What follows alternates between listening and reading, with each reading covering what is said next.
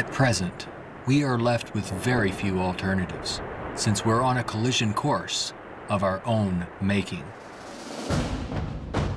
Answers from yesterday are no longer relevant.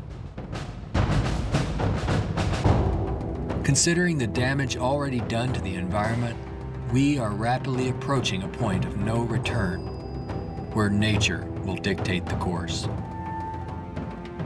Either we continue as we have, with outmoded social customs and habits of thought, thereby threatening our future, or we apply a more appropriate set of values, relevant to a sustainable society, with more opportunity and freedoms. Americans have been conditioned in their kind of society to get a different kind of car next year, to buy a new television set or a tape recorder. We are radical as hell, but our political and social institutions have not changed. And this is where we are stagnating, because we always equate any new idea with communism or regimentation, because we've been brought up to fear that which is new. None of the world's economic systems, socialism, communism, fascism, or the free enterprise system have eliminated the problems of elitism, nationalism, racism, and most of all, scarcity. These are all based primarily on economic disparity. When money is used to regulate and distribute resources for profit, and people and nations are out for themselves, they will seek advantage at any cost. They do this by maintaining a competitive edge, or through military intervention. War represents the supreme failure of nations to resolve their differences. From a strictly pragmatic standpoint, it is the most inefficient waste of lives and resources ever conceived. Most wars are for the control of resources and maintaining your position of differential advantage. They're not based on the dignity of man. They're not based on elevating human beings. It might elevate the human beings in the country that's the victor. It might do that. But as far as the rest of the world goes, the price is enormous. This crude and violent attempt to resolve international differences takes on even more ominous overtones with the advent of computerized nuclear delivery systems and deadly biological and chemical weapons.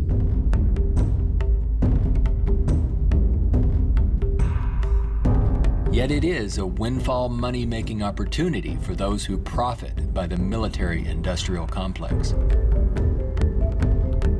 If the profit were taken out of wars, do you really believe we would have them?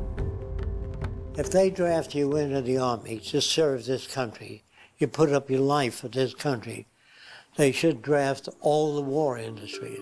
Every cannon maker, machine gun maker, automobiles, jeeps, warships, all drafted, so that on the same basis of pay as the army. Then it's real. But if you make millions selling warships, machine guns to the army, then it's corrupt. I would, if I had my way, if we had millions of men in the army, I'd send them to school to become problem solvers, how to get along with other nations. That's what we have to do, not kill. When soldiers are just killing machines, they're trained to kill. I would train them to be able to go to Mexico and bridge the difference, and go to the Arab world, see if they can bridge the difference. So bring them all together, all the nations. War is not the only form of violence imposed upon people. There is also hunger, poverty, homelessness, and unemployment. The acceptance of these conditions as expressive of human nature is a myth used to keep things as they are.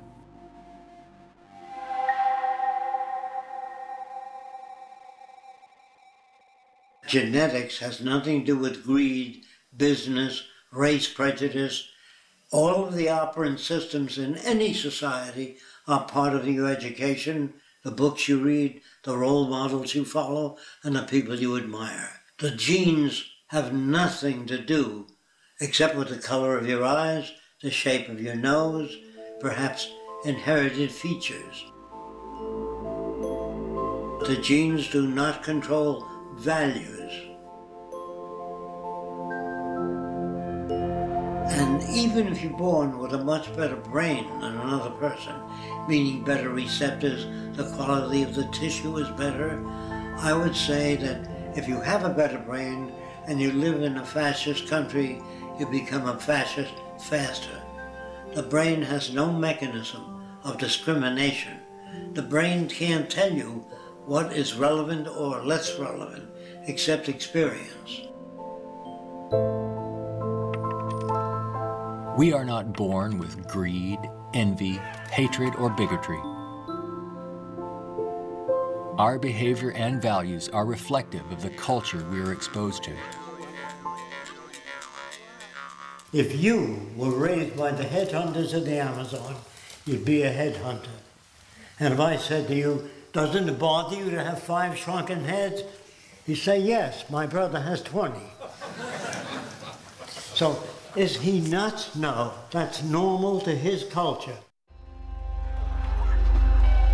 Social and environmental problems will remain insurmountable as long as few nations control most of the Earth's resources, and the bottom line is profit over the well-being of people.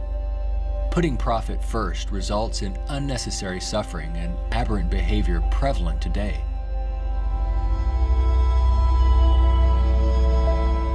Many people feel that we need the rule of law to eliminate our problems. We have many laws, thousands upon thousands of them, but they are constantly being broken. Paper proclamations and treaties do not alter the facts of scarcity, deprivation, and insecurity.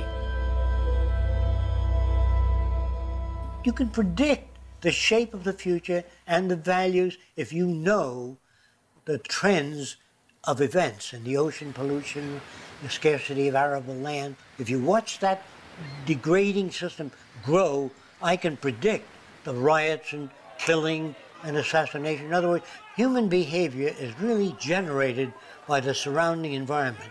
If there's a scarcity, say, of water, it is prized, and its price is high. Let's discuss scarcity as a system.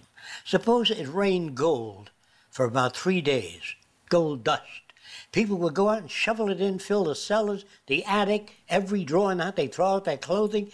If the rain kept up for a year, so the gold was all over the place, people would sweep it out of the house, take their rings off, throw them away, and so human behavior, and it goes, change to that condition. There's only a policeman in front of something that people have need for and don't have access to. So you put a guard there. But if lemon trees or orange trees and apple trees grew all over the place, you couldn't sell it. If you landed on an island that was so abundant with resources, you had 10 people, there were 1,000 fish for every person if you wanted it. There were 10 times the amount of breadfruit and bananas, money would not come into existence.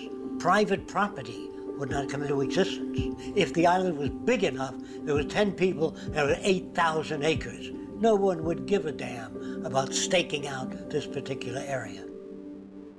There are patterns of behavior that promote survival. There are social conditions that change our values and outlook. No one can write a constitution of required behavior without consulting the environment. So we'd better take care of the environment, we'd better take care of one another, and we'd better educate people to the highest possible levels of our ability in order to have a society. Even a peace treaty cannot prevent another war if the underlying causes are not dealt with. Maybe what is needed are ethical people in government who will work towards everyone's well-being. But even if the most ethical people were elected to high positions and we ran out of resources, there would still be lying, cheating, stealing, and corruption. It's not ethical people that are needed, but rather a way of intelligently managing the Earth's resources for everyone's well-being.